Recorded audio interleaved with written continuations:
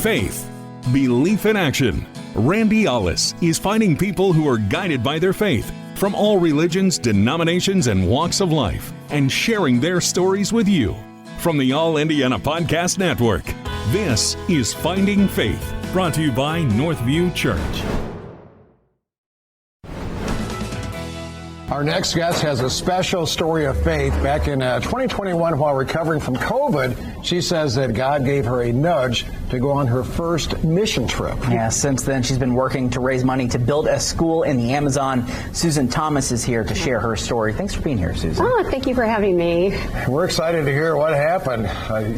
You went on your first mission trip, and then you felt that little nudge inside, huh? I did. I went on my first mission trip to the Amazon last summer in 2021. When I got back, I just knew that there was something that God wanted me to do, but I didn't know what. So I prayed about it for about a month and a half. And then... And we're seeing some pictures here. Yes. Okay. Yes. That's actually the village. Those are pictures of the village where I'm trying to build a school. And so I knew that there was something that God wanted me to do, but I wasn't sure what. I prayed about it for about a month and a half, and then I was looking at the Justice and Mercy International website. They're the ones I went with. And I saw a fund to raise money for a school. And immediately my teacher heart and the Holy Spirit in me just pinged. And it was like, God, that's it. That's what you want me to do. But I still wasn't totally convinced. God knows I need big signs. So I asked Charles him to Stanley, send me a big sign. the late Charles Stanley said that God will move heaven and earth to show you his will. But go ahead, tell us how he did. He moved actually somebody from Washington to St. Louis. I'd gone to a conference with some friends of mine, a women's conference, a Christian women's conference in St. Louis. And one day I was there and I went into a display there at the conference, and you had ribbon that you could write your dream on and lattice to tie it on. And so I wrote building an Amazon school. I was like, God, it's been a month and a half. I don't know. And so I tied it to the lattice, prayed about it, and then went on looking at the display. Well, not 2 minutes later, a woman that I went to the Amazon with a few months before walked in the room. Right. And I was so excited to see her, but I didn't get it at first. I was a little slow on the uptake. The next day, God said to me, Susan, you don't get it. You don't get what I did. I was like, what did you do?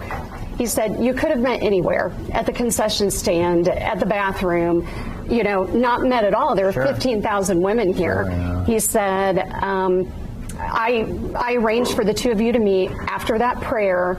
At that time, you asked for a billboard. I sent you Kathy from Washington State. And this is what I want done. Yes, and there was no denying it after that. So once that happened, what was that next process for you? Was it like, okay, we got to get going on this now?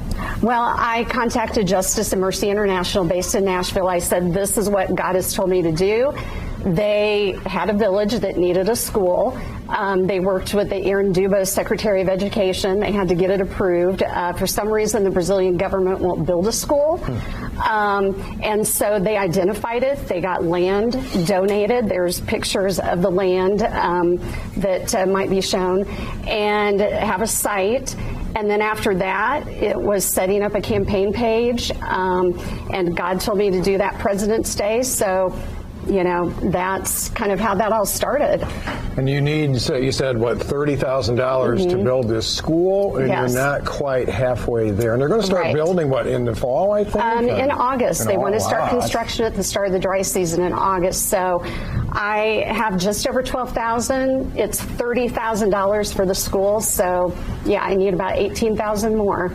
Okay, and you need half of that to get this project going to start building there. So. Yes. Okay, and you say that they really need this school over there, right? There's a lot of issues that go on. So. Yeah, this particular school, these children have not had school for 3 years. Wow. The school was destroyed by floodwaters. Most of the children in this school cannot read or write. This area is rampant with drug trafficking. There's a lot of horrendous abuse that happens to the children. So it's not just giving them hope through education and hope of a better life, but it's also providing a safe place for them to go to report the abuse, and this school could just really turn lives around. And totally change this village. Okay, and we have a QR code right by Cody, my man Cody, right here, so they can scan a QR code, go to Lifestyle Live TV, and they can find out more information there. Yes. So, but you need 30,000, Yes. almost halfway there. Almost halfway. Susan, great. We could talk all day long. A great story and a great cause. And Thank you. I'm Randy Ollis. Thanks for joining me in the Finding Faith podcast. Join me again next time as I share more stories of people who are guided by their faith. If this podcast has touched you, I hope you'll share it with a friend. If you have a story you want to share, go to lifestylelive.tv and click on the contact button. This is Finding Faith with Randy Ollis. Be sure to like and subscribe to this podcast, and be sure to check out other great podcasts on the All Indiana Podcast Network online at allindianapodcastnetwork.com.